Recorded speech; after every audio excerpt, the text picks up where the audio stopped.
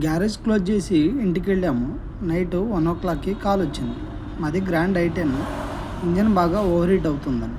సరే సార్ మీరు లొకేషన్ పెట్టండి అని చెప్పి సార్ దగ్గరికి రీచ్ అయ్యాము. తీరా చూస్తే స్కానర్ పెట్టి మనం చెక్ చేస్తే మనకు అందులో ECD సెన్సార్ కంప్లైంట్ చూపించింది.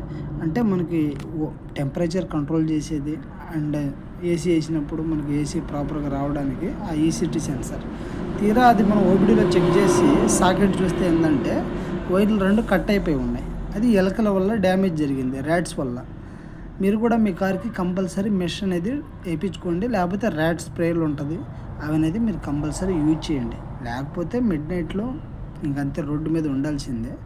కాబట్టి మనం ఆ సాకెట్ తీసుకొని రిటర్న్ మన గ్యారేజ్కి వచ్చేసి శుభ్రంగా సోల్డరింగ్ చేసి అండ్ 2 అతుక్కున్న మనకి ఇంజన్ ఆగకుండా ఉండడానికి అని చెప్పి ఎమర్జెన్సీ అడాల్టేట్ వేసి ఫిక్స్ చేసి రిటర్న్ మళ్ళీ కార్ దగ్గరికి వెళ్ళి ఫిట్టింగ్ చేసిన తర్వాత ఇంజన్ స్టార్ట్ చేసే ముందు ఏంటంటే క్లియర్ కోడ్ ఒకసారి మొత్తం each and everything clear code చేసి దాని తర్వాత ఇంజన్ స్టార్ట్ చేసాము. ఇప్పుడు ఆటోమేటిక్గా చెక్ లైట్ వెళ్ళిపోగానే ఇంజన్ స్టార్ట్ అవ్వడము అండ్ హీటోమీటర్ రీడింగ్ కూడా నార్మల్ వచ్చేసింది. అంటే 1 మినిట్ తర్వాత ఆటోమేటిక్గా హీట్లో ఉంది కాబట్టి నార్మల్గా వచ్చేసింది. మీరు కూడా కంపల్సరీ మీ కార్లో ఎలకలు అవి ర్యాట్స్ అవి ఎక్కకుండా మెష్ యూజ్ చేయడం కానీ స్ప్రే యూజ్ చేయడం కానీ చాలా వేస్ ఉన్నాయి. అవి కంపల్సరీ ట్రై చేయండి.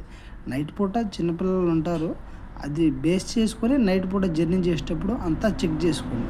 Finally customer